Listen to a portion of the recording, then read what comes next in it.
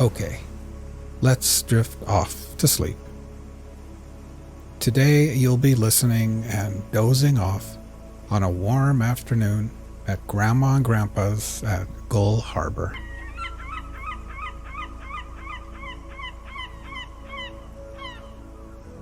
Imagine for a second that you are lying down on a warm futon mattress at one end of a screened-in porch. The porch faces the harbor, the bay, and the ocean on the horizon.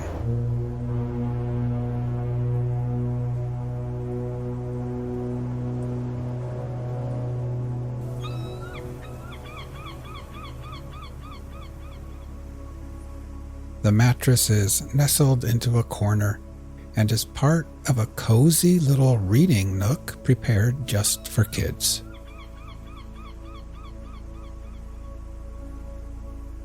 There is a little bookshelf there full of comics, magazines, crosswords, and children's books. There are new books and worn-out books. The Hardy Boys, Nancy Drew, books about dinosaurs and horses and sea life, and all kinds of stories about kids getting into summer adventures together.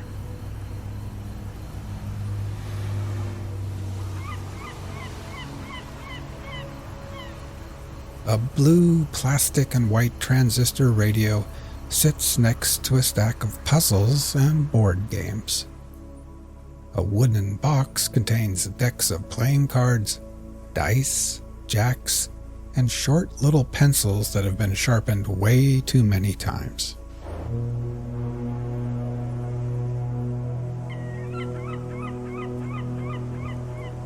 Now, while imagining laying here, let's get nice and relaxed.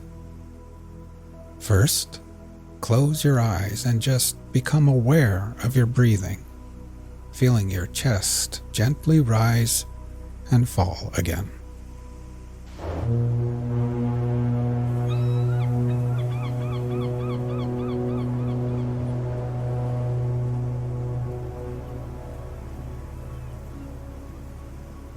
Next, we will try taking a few deeper breaths. First, filling your lungs with air, then holding it in for 2 or 3 seconds before gently exhaling and letting it all go. Ready?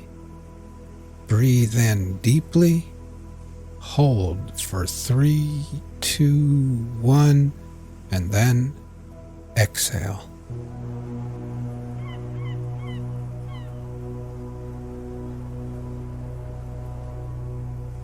One more time. Breathe in deeply, hold for 3, 2, 1, and exhale.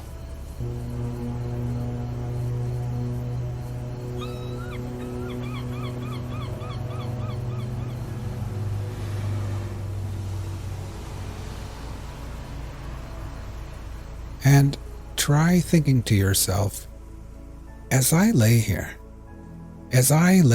at Gull Harbor, I can feel gravity's pull tugging me gently back towards Earth.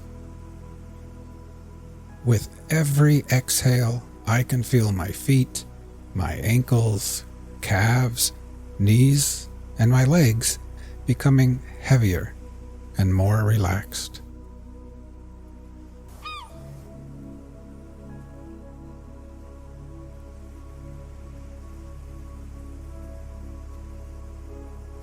Now you can feel the cool, salty ocean air on your skin. It would almost be too cold if it wasn't for the wonderful afternoon sun shining down on you perfectly. The sunlight splatters through the screens and bathes your tanned legs and arms with a soothing warmth, almost as if Grandma has wrapped you up like a cocoon in one of her quilted blankets.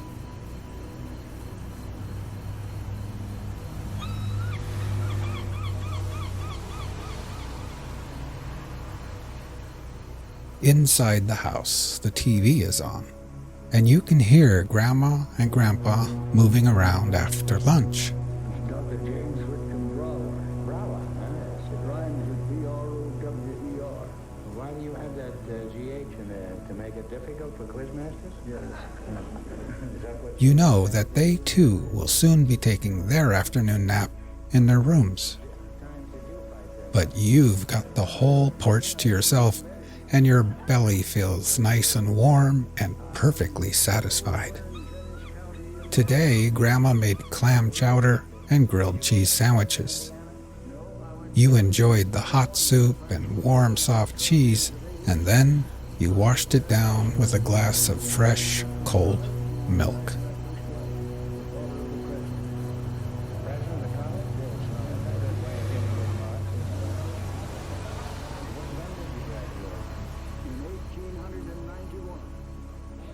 Now, try taking a few more deep breaths. First, filling your lungs with air, holding it there briefly before gently exhaling and letting it all go. Ready? Breathe in deeply, hold for 3, 2, 1, and then exhale.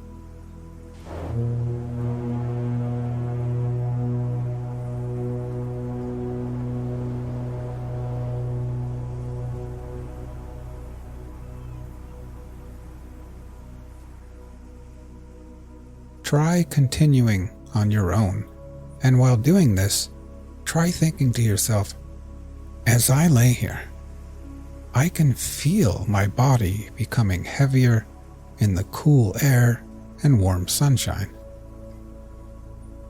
With each exhale, I can feel my hands and arms and my torso becoming heavier and heavier and more relaxed.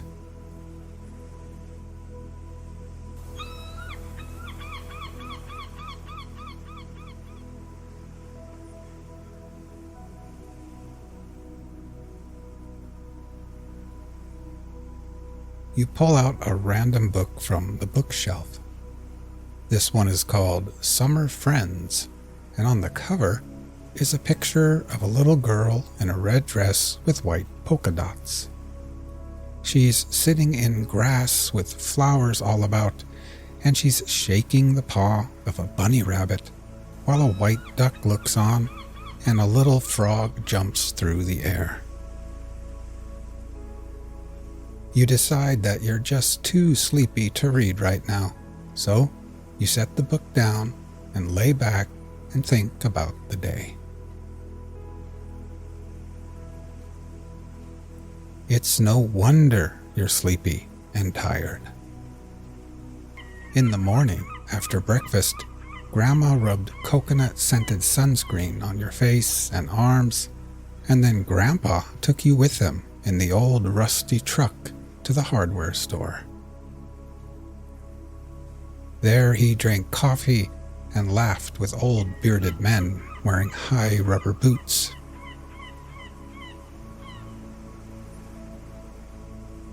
Then you went with him to the docks at the harbor, where he showed you the best place to buy fresh clams, crab, and fish.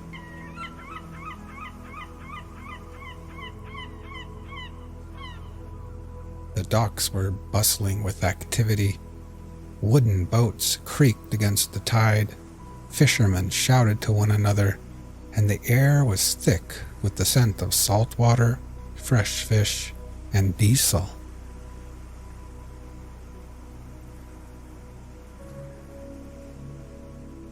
As you continue to breathe deeply and then exhale, try thinking to yourself, as I lay here, my whole body feels heavy and relaxed. With every exhale, I can feel gravity pulling me back towards Earth gently. I can feel my head, my shoulders, my neck becoming relaxed and at ease. And my legs are heavy and at peace with gravity's pull. Now my whole body, my legs and feet, my arms and hands, my torso, my head and neck and shoulders, my whole body is completely at peace, relaxed, and at ease.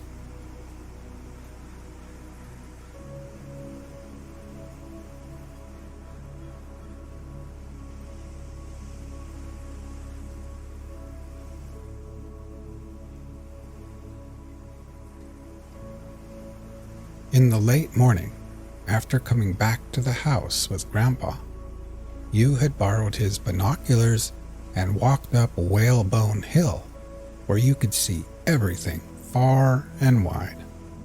The little town of Gull Harbor, the fishing boats and ships at sea, the car ferry full of tourists headed to the islands, the seagulls, and kids riding bikes and scooters along the streets below.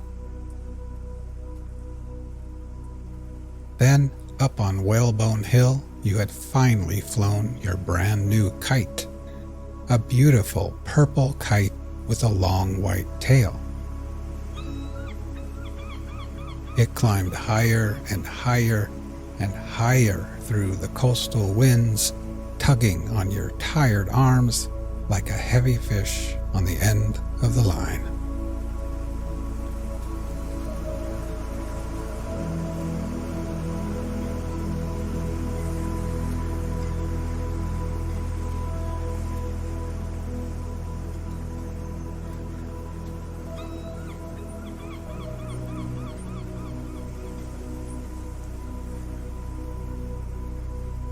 But now, so drowsy, laying under the sun on the porch, after a long morning of adventures in the crisp, fresh coastal air, you pick up the transistor radio and dial into a random station.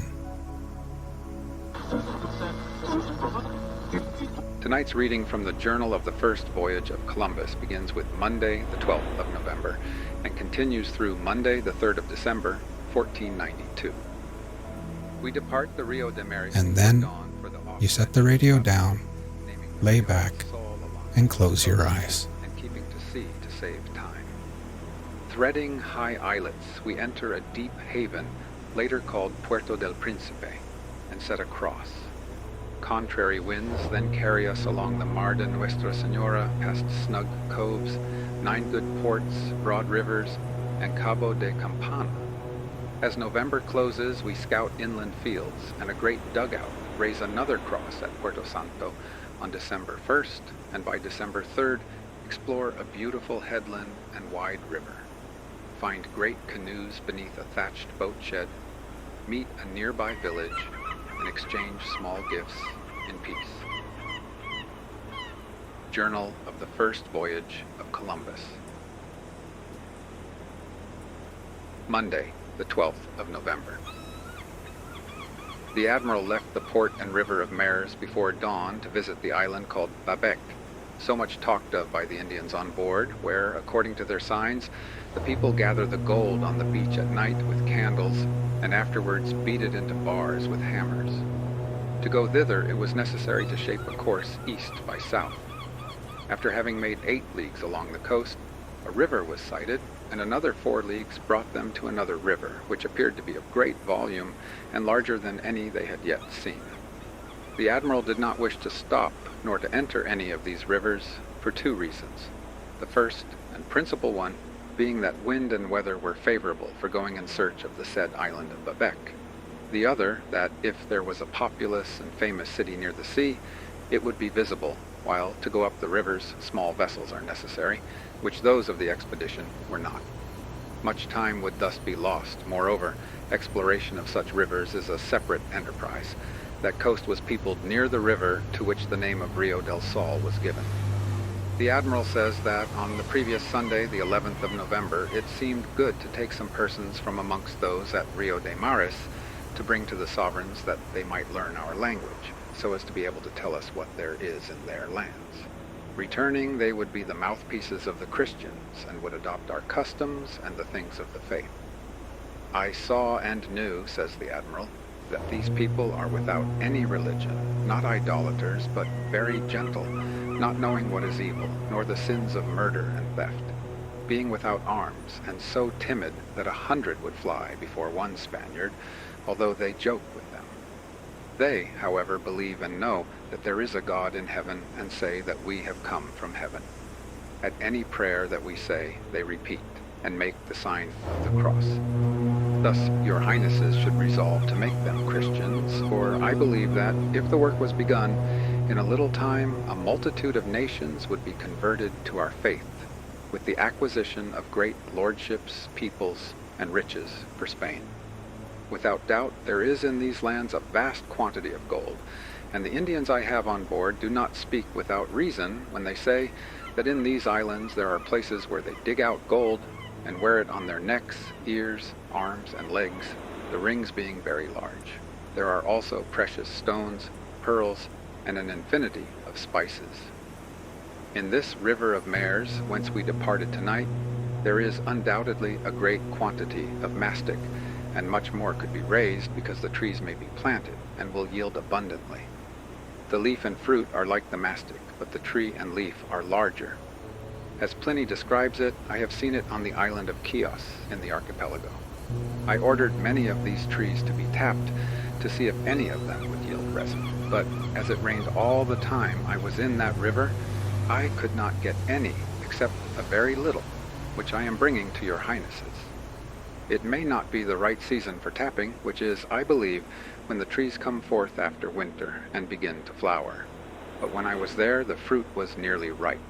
Here also there is a great quantity of cotton, and I believe it would have a good sale here without sending it to Spain, but to the great cities of the Grand Khan, which will be discovered without doubt, and many others ruled over by other lords who will be pleased to serve our highnesses, and whither will be brought other commodities of Spain and of the eastern lands, but these are to the west as regards us.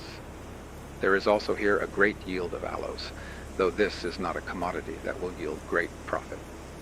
The mastic, however, is important, for it is only obtained from the said island of Chios, and I believe the harvest is worth 50,000 ducats, if I remember right. There is here, in the mouth of the river, the best port I have seen up to this time, wide, deep, and clear of rocks. It is an excellent site for a town and fort, for any ship could come close up to the walls. The land is high, with a temperate climate and very good water. Yesterday a canoe came alongside the ship with 6 youths in it. 5 came on board, and I ordered them to be detained. They are now here. I afterwards sent to a house on the western side of the river and seized 7 women, old and young, and 3 children. I did this because the men would behave better in Spain if they had women of their own land than without them. For on many occasions the men of Guinea have been brought to learn the language in Portugal, and afterwards when they returned, and it was expected that they would be useful in their land, owing to the good company they had enjoyed and the gifts they had received, they never appeared after arriving. Others may not act thus, but having women, they have the wish to perform what they are required to do. Besides, the women would teach our people their language, which is the same in all these islands, so that those who make voyages in their canoes are understood everywhere. On the other hand, there are 1,000 different languages in Guinea, and one native does not understand another. The same night, the husband of one of the women came alongside in a canoe, who was father of the 3 children, 1 boy and 2 girls. He asked me to let him come with them and besought me much. They are now all consoled at being with one who is a relation of them all. He is a man of about 45 years of age. All these are the words of the Admiral. He also says that he had felt some cold, and that it would not be wise to continue discoveries in a northerly direction in the winter. On this Monday, until sunset, he steered a course east by south, making 18 leagues and reaching a cape, to which he gave the name of Cabo de Cuba. Tuesday, the 13th of November. This night the ships were on a bowline, as the sailors say, beating to windward without making any progress. At sunset they began to see an opening in the mountains where 2 very high peaks were visible. It appeared that here was the division between the land of Cuba and that of Bohio, and this was affirmed by signs by the Indians who were on board.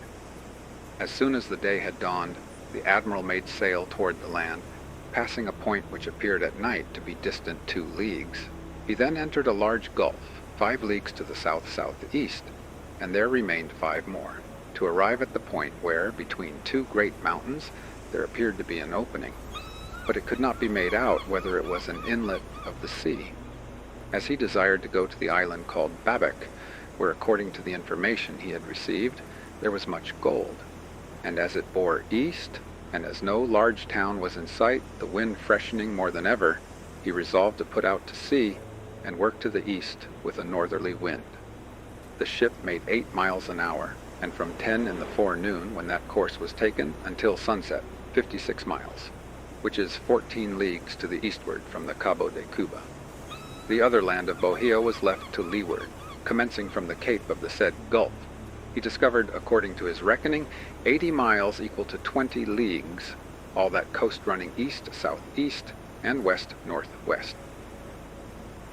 Wednesday, 14th of November.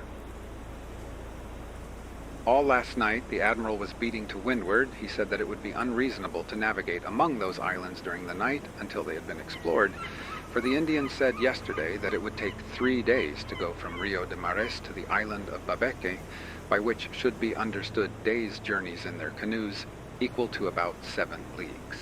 The wind fell, and, the course being east, she could not lay her course nearer than southeast, and owing to other mischances he was detained until the morning. At sunrise he determined to go in search of a port, because the wind had shifted from north to northeast, and if a port could not be found, it would be necessary to go back to the ports in the island of Cuba, whence they came. The admiral approached the shore, having gone over 28 miles east-southeast that night. He steered south, miles to the land, where he saw many islets and openings. As the wind was high and the sea rough, he did not dare to risk an attempt to enter, but ran along the coast west-northwest, looking out for a port, and saw many, but none very clear, of rocks. After having proceeded for 64 miles, he found a very deep opening, a quarter of a mile wide, with a good port and river. He ran in with her head south-southwest, afterwards south to southeast. The port was spacious and very deep, and he saw so many islands that he could not count them all, with very high land covered with trees of many kinds, and an infinite number of palms. He was much astonished to see so many lofty islands, and assured the sovereigns that the mountains and isles he had seen since yesterday seemed to him to be second to none in the world, so high and clear of clouds and snow, with the sea at their bases so deep. He believes that these islands are those innumerable ones that are depicted on the maps of the world in the Far East. He believed that they yielded very great riches in precious stones and spices, and that they extend much further to the south, widening out in all directions. He gave the name of La Mar de Nuestra Senora, and to the haven, which is near the mouth of the entrance to these islands, Puerto del Príncipe. He did not enter it, but examined it from outside, until another time, on Saturday of the next week, as will there appear. He speaks highly of the fertility, beauty, and height of the islands which he found in this gulf, and he tells the sovereigns not to wonder at his praise of them, for that he has not told them the 100th part. Some of them seem to reach to heaven, running up into peaks like diamonds. Others, rising to a great height, have a flat top like a table. At their bases the sea is of a great depth, with enough water for a very large carrack. All are covered with foliage and without rocks. Thursday, 15th of November. The admiral went to examine these islands in the ship's boats, and speaks marvels of them, how he found mastic and aloes without end. Some of them were cultivated with the roots of which the Indians make bread, and he found that fires had been lighted in several places. He saw no fresh water. There were some natives, but they fled. In all parts of the sea where the vessels were navigated, he found a depth of 15 or 16 fathoms, and all basa, by which he means that the ground is sand and not rocks, a thing much desired by sailors, for the rocks cut their anchor cables. Friday, 16th of November. As in all parts, whether islands or mainlands that he visited, the admiral always left a cross. So, on this occasion, he went in a boat to the entrance of these havens, and found two very large trees on a point of land, one longer than the other. One being placed over the other made a cross, and he said that a carpenter could not have made it better. He ordered a very large and high cross to be made out of these timbers.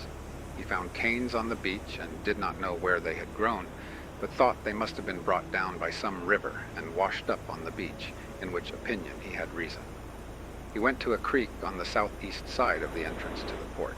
Here, under a height of rock and stone like a cape, there was depth enough for the largest carrack in the world close inshore, and there was a corner where 6 ships might lie without anchors as in a room. It seemed to the admiral that a fortress might be built here at small cost, if at any time any famous trade should arise in that sea of islands.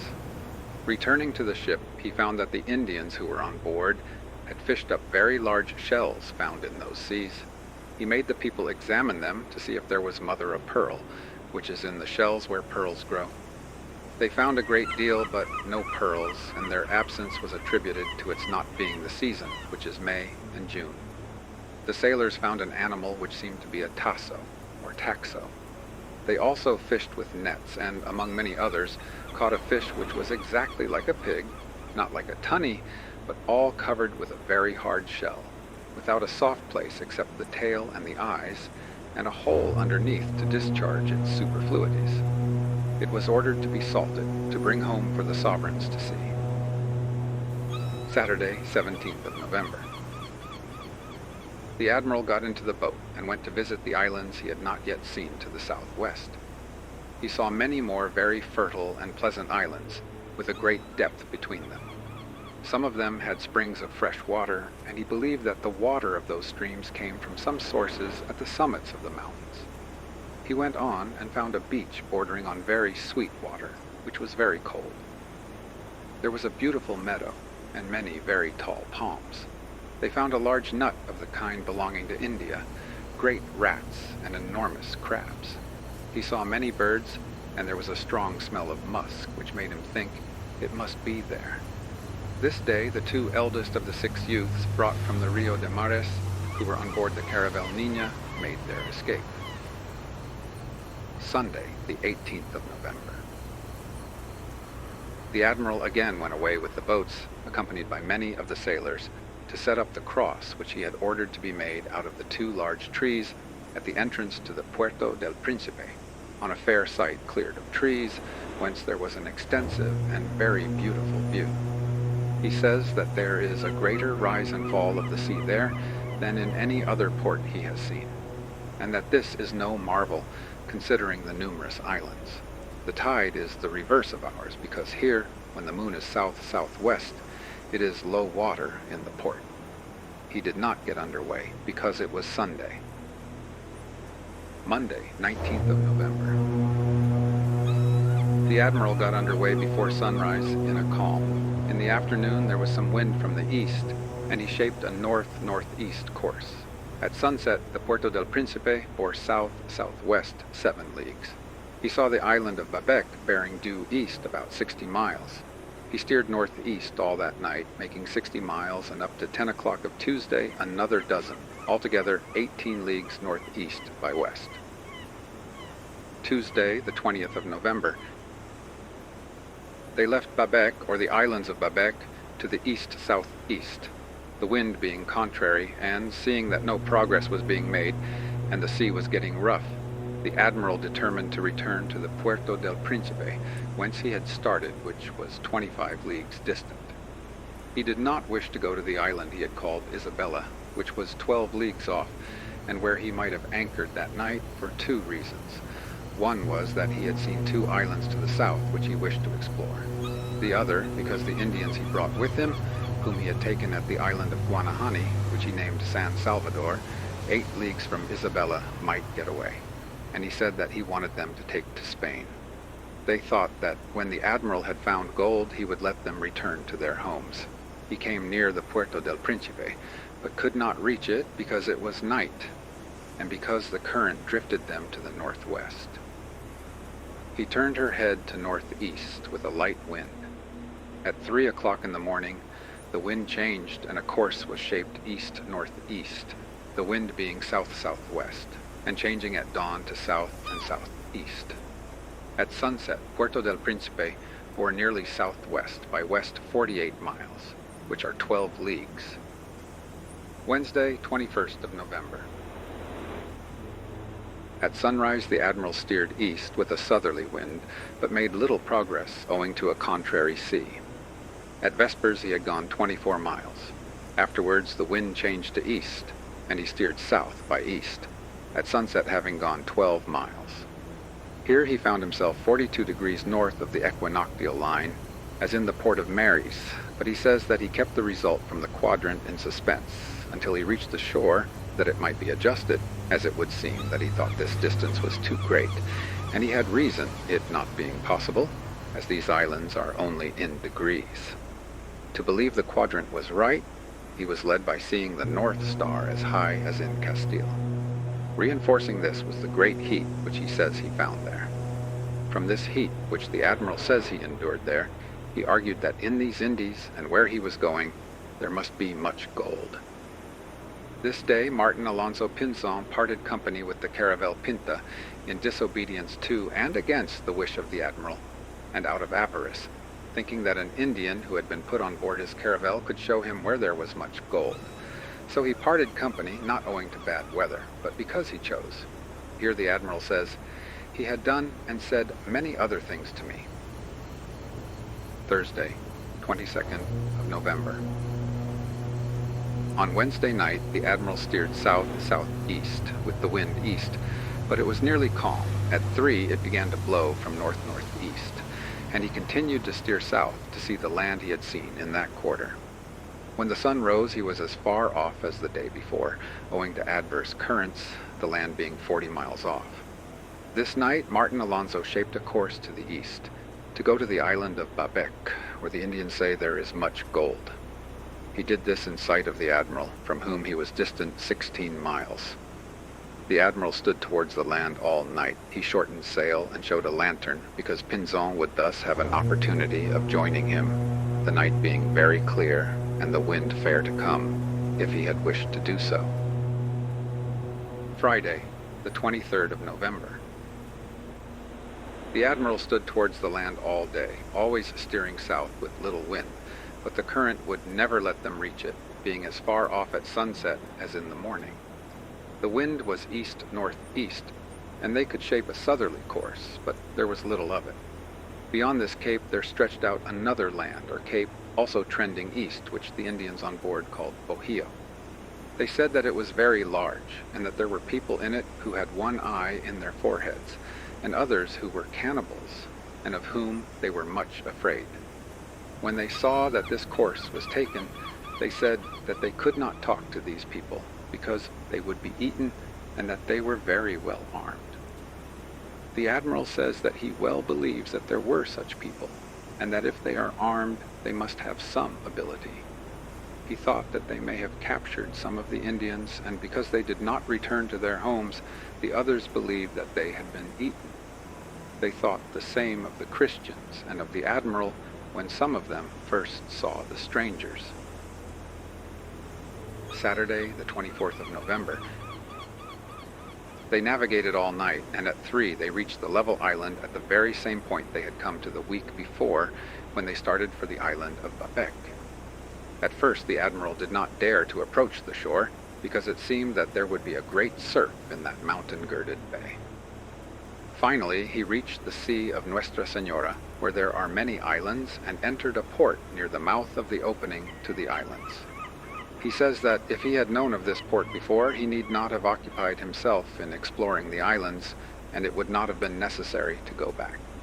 He, however, considered that the time was well spent in examining the islands. On nearing the land, he sent in the boat to sound, finding a good sandy bottom in 6 to 20 fathoms. He entered the haven, pointing the ship's head southwest and then west, the flat island bearing north. This, with another island near it, forms a harbor which would hold all the ships of Spain safe from all winds. This entrance on the southwest side is passed by steering south-southwest, the outlet being to the west very deep and wide. Thus a vessel can pass amidst these islands, and he who approaches from the north with a knowledge of them can pass along the coast. These islands are at the foot of a great mountain chain running east and west, which is longer and higher than any others on this coast, where there are many. A reef of rocks outside runs parallel with the said mountains, like a bench extending to the entrance. On the side of the flat island, and also to the southeast, there is another small reef, but between them there is great width and depth. Within the port, near the southeast side of the entrance, they saw a large and very fine river, with more volume than any they had yet met with, and fresh water could be taken from it as far as the sea. At the entrance there is a bar, but within it is very deep, 19 fathoms. The banks are lined with palms and many other trees. Sunday, the 25th of November. Before sunrise, the admiral got into the boat and went to see a cape or point of land to the southeast of the flat island, about a league and a half distant, because there appeared to be a good river there. Presently, near to the southeast side of the cape, at a distance of 2 crossbow shots, he saw a large stream of beautiful water falling from the mountains above, with a loud noise. He went to it and saw some stones shining in its bed like gold. He remembered that in the river Tagus, near its junction with the sea, there was gold. So it seemed to him that this should contain gold, and he ordered some of these stones to be collected, to be brought to the sovereigns. Just then the sailor boys called out that they had found large pines. The admiral looked up the hill and saw that they were so wonderfully large that he could not exaggerate their height and straightness, like stout yet fine spindles. He perceived that here there was material for great store of planks and masts for the largest ships in Spain. He saw oaks and arbutus trees with a good river, and the means of making water power. The climate was temperate, owing to the height of the mountains. On the beach he saw many other stones of the color of iron, and others that some said were like silver ore, all brought down by the river. Here he obtained a new mast and yard for the mizzen of the Caravel Niña. He came to the mouth of the river and entered a creek which was deep and wide at the foot of that southeast part of the cape, which would accommodate 100 ships without any anchor or hawsers. Eyes never beheld a better harbor. The mountains are very high, whence descend many limpid streams, and all the hills are covered with pines, and an infinity of diverse and beautiful trees. 2 or 3 other rivers were not visited. The admiral described all this in much detail to the sovereigns, and declared that he had derived unspeakable joy and pleasure at seeing it, more especially the pines, because they enable as many ships as is desired to be built here, bringing out the rigging, but finding here abundant supplies of wood and provisions.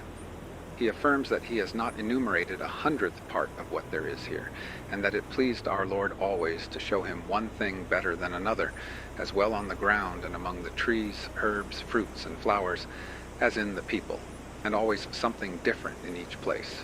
It had been the same as regards the havens and the waters. Finally, he says that if it caused him who saw it so much wonder, how much more will it affect those who hear about it? Yet no one can believe until he sees it. Monday, the 26th of November. At sunrise, the admiral weighed the anchors in the haven of Santa Catalina, where he was behind the flat island, and steered along the coast in the direction of Cabo del Pico, which was southeast. He reached the cape late because the wind failed, and then saw another cape, southeast by east 60 miles, which, when 20 miles off, was named Cabo de Campana, but it could not be reached that day. They made good 32 miles during the day, which is 8 leagues. During this time, the admiral noted 9 remarkable ports, which all the sailors thought wonderfully good, and 5 large rivers, for they sailed close along the land so as to see everything. All along the coast there are very high and beautiful mountains, not arid or rocky, but all accessible and very lovely. The valleys, like the mountains, were full of tall and fine trees, so that it was a glory to look upon them, and there seemed to be many pines. Also, beyond the said Cabo de Pico to the southeast, there are 2 islets, each about 2 leagues round, and inside them 3 excellent havens and 2 large rivers. Along the whole coast, no inhabited places were visible from the sea. There may have been some, and there were indications of them, for when the men landed, they found signs of people and numerous remains of fires. The admiral conjectured that the land he saw today southeast of the Cabo de Campana was the island called by the Indians Bohio. It looked as if this cape was separated from the mainland. The admiral says that all the people he has hitherto met with have very great fear of those of Canaba or Canama. They affirm that they live in the island of Bohio, which must be very large, according to all accounts. The admiral understood that those of Canaba come to take people from their homes, they being very cowardly and without knowledge of arms. For this use, it appears that these Indians do not settle on the sea coast owing to being near the land of Canaba.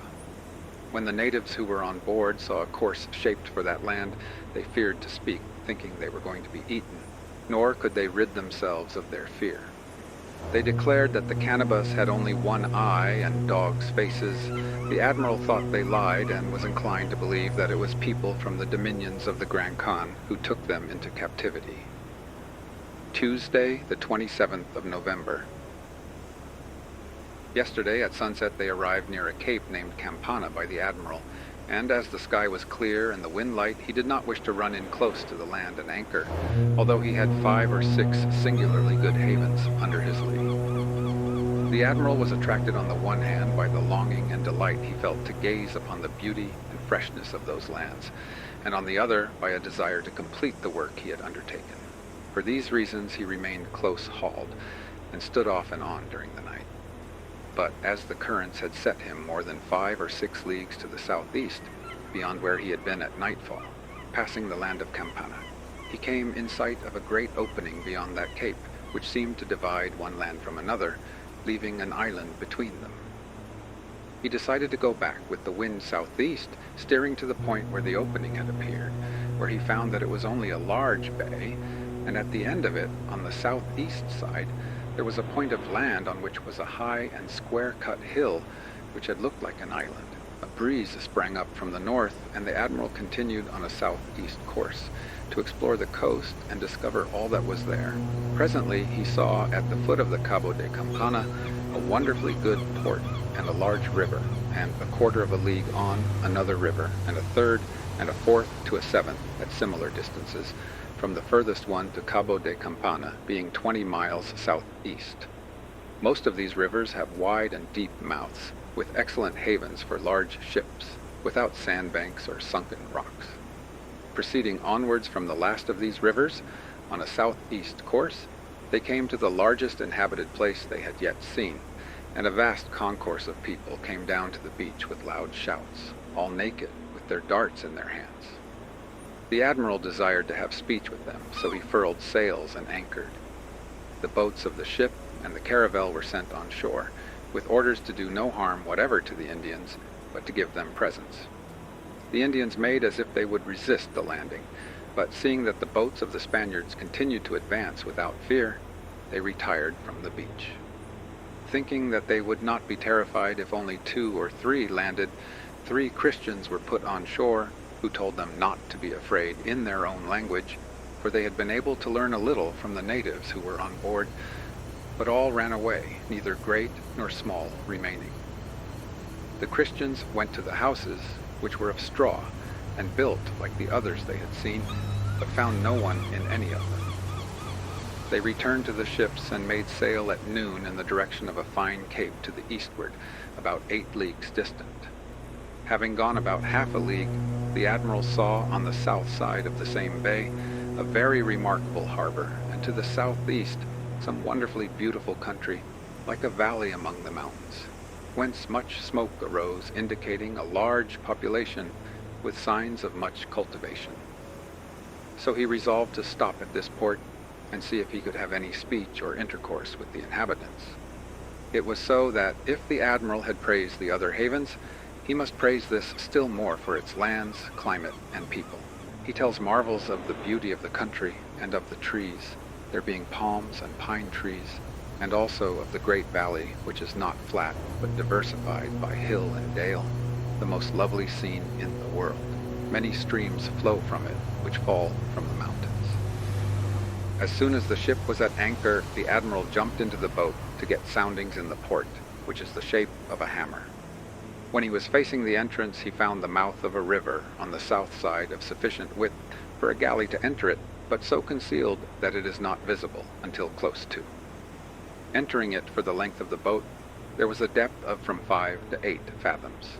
In passing up it, the freshness and beauty of the trees, the clearness of the water, and the birds made it all so delightful that he wished never to leave them. He said to the men who were with him that to give a true relation to the sovereigns of the things they had seen, 1,000 tongues would not suffice, nor his hand to write it, for that it was like a scene of enchantment. He desired that many other prudent and credible witnesses might see it, and he was sure that they would be as unable to exaggerate the scene as he was. The admiral also says, how great the benefit that is to be derived from this country would be, I cannot say. It is certain that where there are such lands, there must be an infinite number of things that would be profitable. But I did not remain long in one port, because I wished to see as much of the country as possible, in order to make a report upon it to your highnesses. And besides, I do not know the language, and these people neither understand me nor any other in my company, while the Indians I have on board often misunderstand. Moreover, I have not been able to see much of the natives, because they often take to flight. But now, if our Lord pleases, I will see as much as possible, and will proceed by little and little, learning and comprehending, and I will make some of my followers learn the language. For I have perceived that there is only one language up to this point. After they understand the advantages, I shall labor to make all these people Christians. They will become so readily, because they have no religion nor idolatry, and your highnesses will send orders to build a city and fortress, and to convert the people. I assure your highnesses that it does not appear to me that there can be a more fertile country, nor a better climate under the sun, with abundant supplies of water. This is not like the rivers of Guinea, which are all pestilential.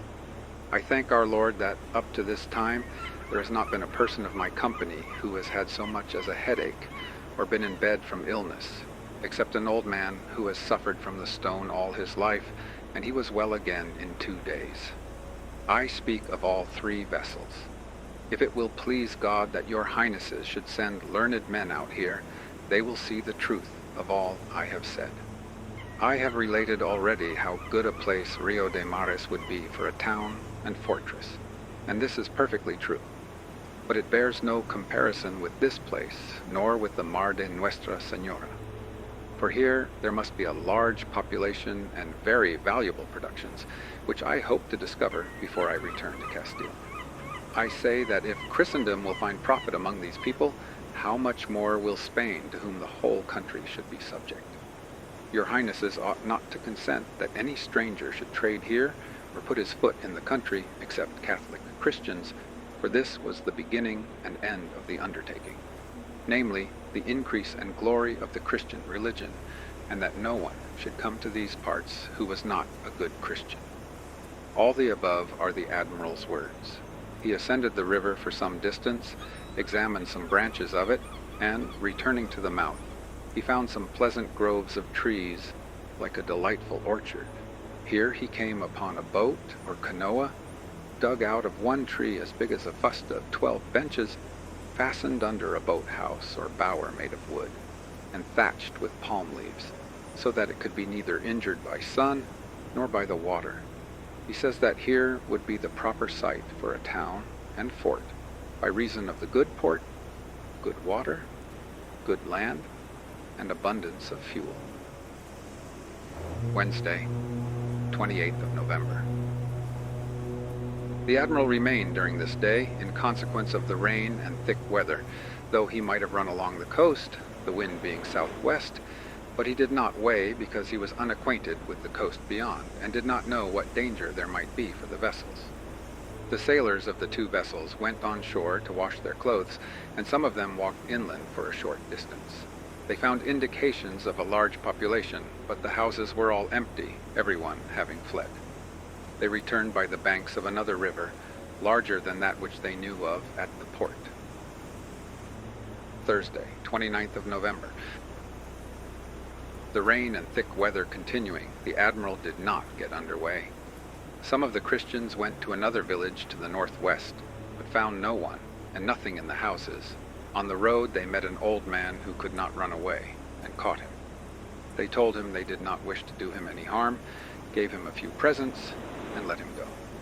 The admiral would have liked to have had speech with him, for he was exceedingly satisfied with the delights of that land, and wished that a settlement might be formed there, judging that it must support a large population. In one house they found a cake of wax, which was taken to the sovereigns, the admiral saying that where there was wax, there were also 1,000 other good things. The sailors also found, in one house, the head of a man in a basket, covered with another basket, and fastened to a post of the house. They found the same things in another village. The admiral believed that they must be the heads of some founder or principal ancestor of a lineage, for the houses are built to contain a great number of people in each, and these should be relations and descendants of a common ancestor. Friday, 30th of November. They could not get underway today because the wind was east and dead against them. The admiral sent 8 men well armed, accompanied by 2 of the Indians he had on board, to examine the villages inland and get speech with the people. They came to many houses, but found no one and nothing, all having fled. They saw 4 youths who were digging in their fields, but as soon as they saw the Christians, they ran away and could not be overtaken. They marched a long distance and saw many villages and a most fertile land with much cultivation and many streams of water. Near one river they saw a canoe dug out of a single tree, 95 palmos long, and capable of carrying 150 persons. Saturday, 1st of December. They did not depart because there was still a foul wind with much rain. The admiral set up a cross at the entrance of this port, which he called Puerto Santo, on some bare rocks. The point is, that which is on the southeast side of the entrance. But he who has to enter should make more over to the northwest. For at the foot of both, near the rock, there are 12 fathoms, and a very clean bottom. At the entrance of the port, toward the southeast point, there is a reef of rocks above water, sufficiently far from the shore to enable one to pass between if it is necessary, for both on the side of the rock and the shore there is a depth of 12 to 15 fathoms, and on entering, a ship's head should be turned southwest. Sunday, 2nd of December. The wind was still contrary, and they could not depart. Every night the wind blows on the land, but no vessel need be alarmed at all the gales in the world, for they cannot blow home by reason of a reef of rocks at the opening to the haven, etc.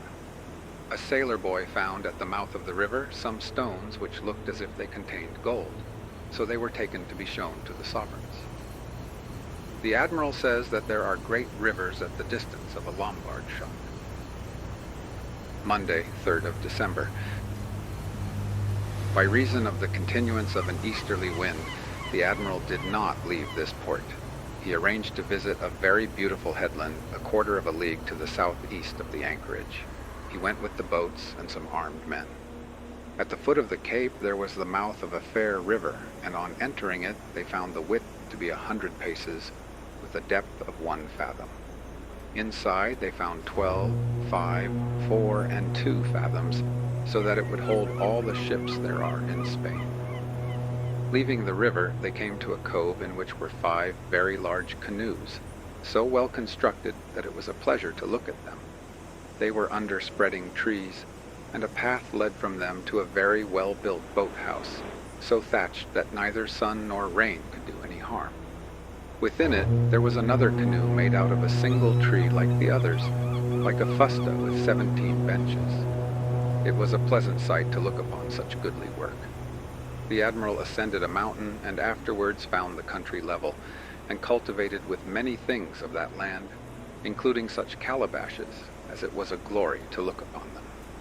In the middle there was a large village, and they came upon the people suddenly, but as soon as they were seen, men and women took to flight.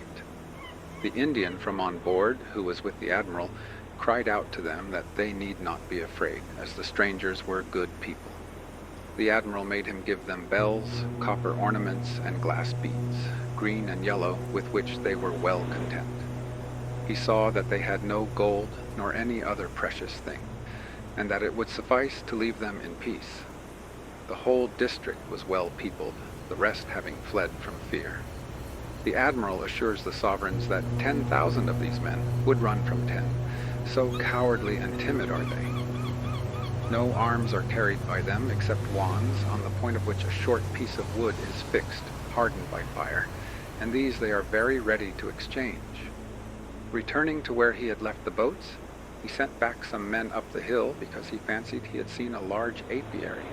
Before those he had sent could return, they were joined by many Indians, and they went to the boats where the admiral was waiting with all his people. One of the natives advanced into the river near the stern of the boat and made a long speech, which the admiral did not understand. At intervals the other Indians raised their hands to heaven and shouted. The admiral thought he was assuring him that he was pleased at his arrival, but he saw the Indian who came from the ship change the color of his face and turn as yellow as wax, trembling much, and letting the admiral know by signs that he should leave the river, as they were going to kill him. He pointed to a crossbow, which one of the Spaniards had, and showed it to the Indians, and the admiral let it be understood that they would all be slain, because that crossbow carried far and killed people. He also took a sword and drew it out of the sheath, showing it to them, and saying the same, which, when they had heard, they all took to flight, while the Indian from the ship still trembled from cowardice, though he was a tall, strong man. The admiral did not want to leave the river, but pulled towards the place where the natives had assembled in great numbers, all painted, and as naked as when their mothers bore them. Some had tufts of feathers on their heads, and all had their bundles of darts. The admiral says, "I came to them and gave them some mouthfuls of bread, asking for the darts, for which I gave in exchange copper ornaments, bells, and glass beads. This made them peaceable, so that they came to the boats again and gave us what they had. The sailors had killed a turtle, and the shell was in the boat in pieces. The sailor boys gave them some in exchange for a bundle of darts. These are like the other people we have seen, and with the same belief that we came from heaven. They are ready to give whatever thing they have in exchange for any trifle without saying it is little, and I believe they would do the same with gold and spices if they had any. I saw a fine house, not very large, and with 2 doors, as all the rest have. On entering, I saw a marvelous work, there being rooms made in a peculiar way, that I scarcely know how to describe it. Shells and other things were fastened to the ceiling. I thought it was a temple, and I called them and asked by signs whether prayers were offered up there. They said that they were not, and one of them climbed up and offered me all the things that were there, of which I took some.